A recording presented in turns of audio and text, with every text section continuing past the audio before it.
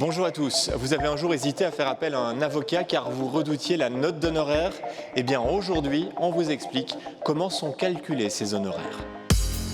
Je m'appelle Pierre-Philippe Hendrix, je suis avocat depuis 32 ans et je suis spécialisé en droit des sociétés et en droit fiscal. J'ai choisi le métier d'avocat parce que j'aime trouver des solutions pratiques à des problèmes concrets dans un environnement qui est de plus en plus complexe. Comment les avocats calculent-ils leurs honoraires?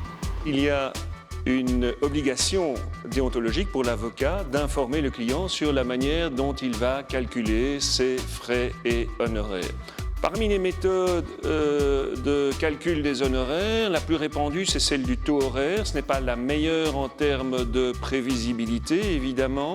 Je dirais aussi qu'un avocat expérimenté doit pouvoir, en principe, donner au moins une estimation de ses honoraires pour un travail donné. Comment évaluer le coût de la procédure que je vais entreprendre? Mais ça dépend des procédures. Il y a des procédures relativement standards, par exemple devant le Conseil d'État ou la Cour de cassation, où il y a assez peu de surprises et il est assez facile de pouvoir donner un forfait. Dans d'autres matières, comme en matière civile ou en matière commerciale, c'est plus compliqué parce qu'il peut y avoir des incidents de procédure, une demande conventionnelle, c'est-à-dire une contre-attaque de l'adversaire, l'intervention d'un tiers en appel en garantie ou autrement, une expertise éventuellement ordonnée par le juge. Et donc là, il est parfois un peu plus compliqué de déterminer exactement quel va être le coût de la procédure. Votre avocat peut convenir avec vous qu'en fin de dossier, il touchera un honoraire de résultat en plus des honoraires dus. Oui, c'est possible. Je dirais que c'est même souhaitable parce que l'alignement des intérêts du client et de l'avocat est a priori évident. Il faut évidemment que l'affaire s'y prête. Ça ne peut pas être le seul montant d'honoraires qui est dû à l'avocat parce que tout travail mérite salaire, même si le résultat n'est pas là.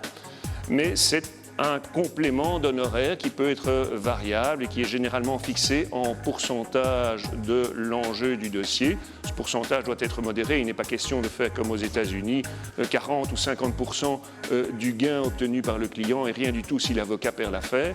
Non, mais il est possible de prévoir un honoraire de résultat qui est proportionnel à l'enjeu ou qui peut prendre également la forme d'une majoration du taux horaire de base. Existe-t-il des aides pour payer les honoraires? Oui, bien sûr.